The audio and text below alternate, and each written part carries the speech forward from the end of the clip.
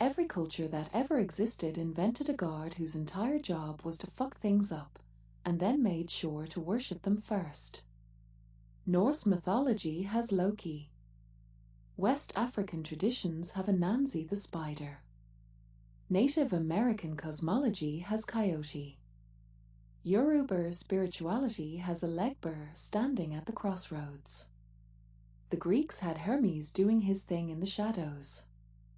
Japan has Susanoo causing storms. The pattern repeats across every continent, every tradition, every cosmology that survived long enough to write down. Which means tricksters aren't accidents.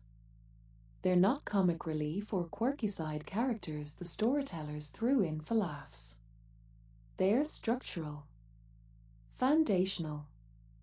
These are the gods who stole fire from heaven and gave it to humans. The ones who invented death so life could have meaning. Who created sex, shattered the sky, brought language into the world, and forced every rigid cosmic order to bend before it broke. Tricksters exist because the other gods get too comfortable. Too perfect. Too stuck in their own rules. And when that happens, nothing grows. Nothing changes. Nothing lives. So mythology builds in a pressure valve, a divine agent of chaos whose entire function is to keep the story moving. It's too universal to ignore. Every culture independently discovered that you can't have a functioning cosmos without someone breaking it. Which tells you something dark and true about how we actually understand reality. Order is the story we tell ourselves to feel safe. But chaos is the truth that keeps breaking through.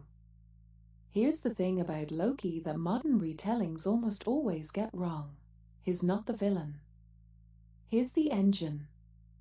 In the earliest Norse myths, Loki is the god the other gods call when everything's gone sideways. And he's usually the reason everything went sideways in the first place. But that's not a bug, it's the feature. He's the one who gives birth to Odin's 8-legged horse after shape-shifting into a mare. He's the one who cuts off Sif's golden hair as a prank, then has to replace it with actual gold grown from a scalp, forged by dwarfs he manipulated into a crafting competition. He solves every problem by creating 3 new ones, and the cosmos doesn't punish him for this, it relies on it. Without Loki, the gods are static. Perfect. Boring. Dead. But then comes Balder. Loki engineers the death of the most beloved god, the one whose light held everything together, and that's the line. The gods bind him in a cave with the entrails of his own son, and they place a serpent above his face that drips venom onto him for eternity.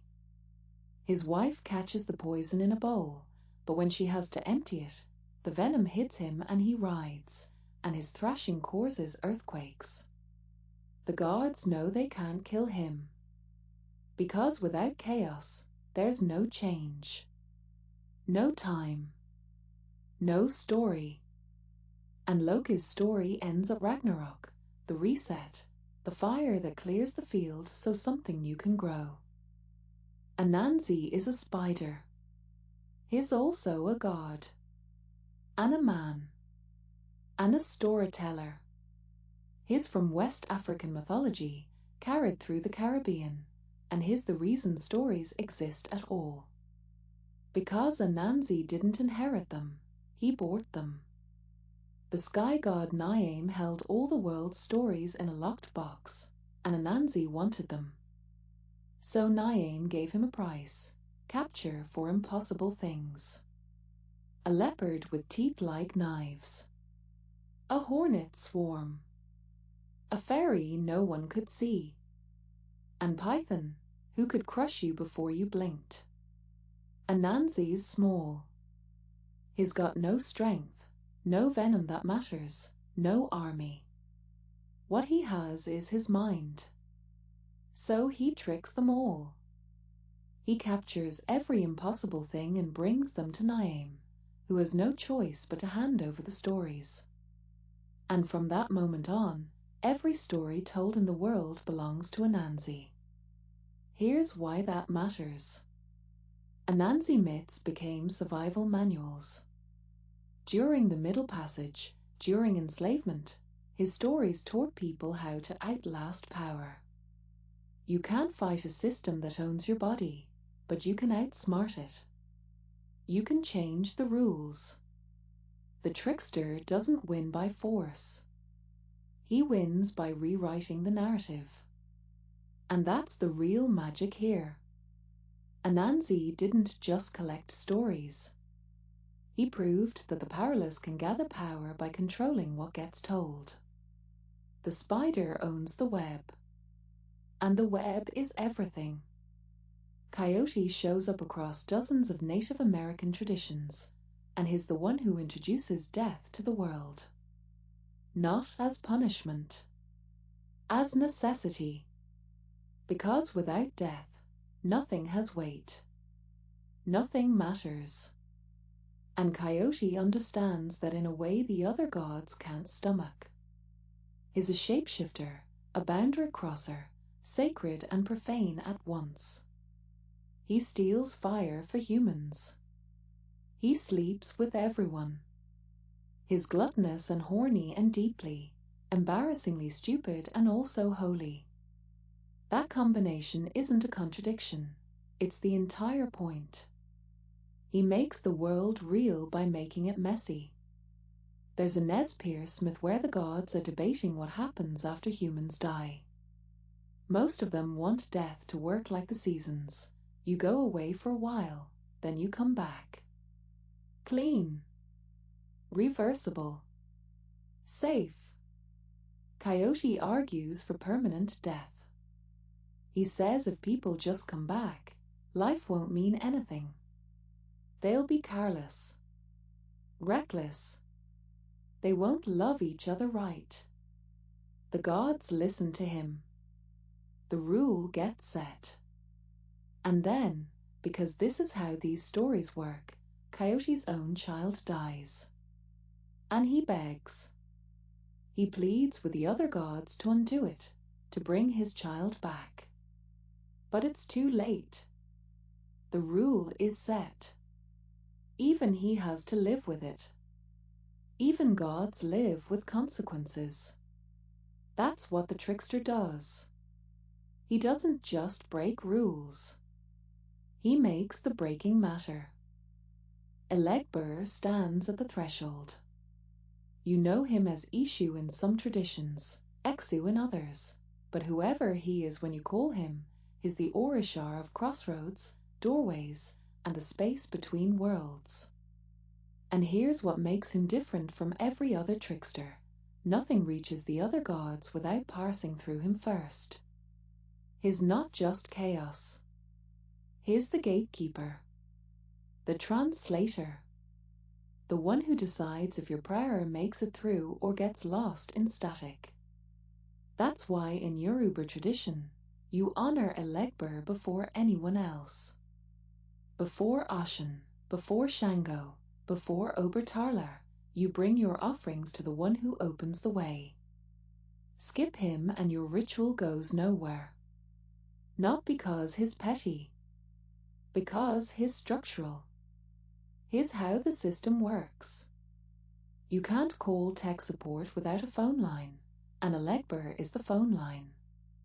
But he's also the orisha who'll cut the call mid-sentence just to see what you'll do.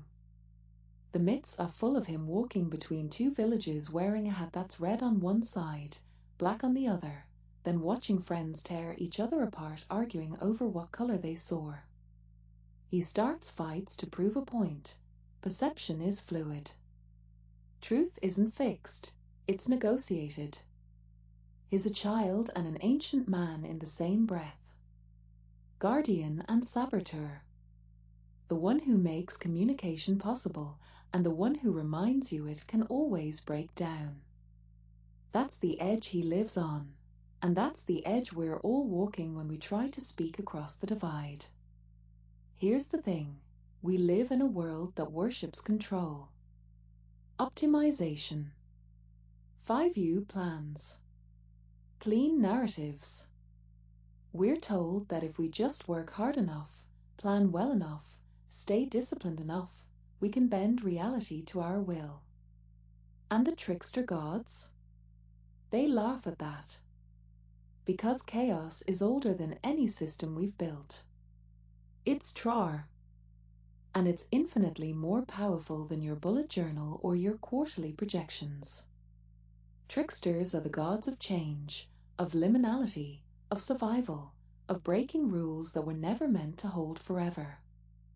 Which means they're the gods you call when the world isn't working anymore. When the script you've been following stops making sense. When you need to burn something down just to see what's real underneath the rubble. You don't pray to tricksters for safety. You don't ask them to protect what you have. You pray to them when you're ready to stop pretending. When you need the path no one else can see. When you're willing to let the old story end so a new one can start. They're not here to comfort you. They're here to crack you open.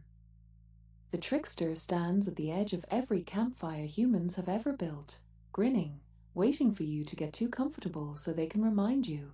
The universe bends, it breaks, it laughs, and you were never really in control. Follow Blackfire Atelier.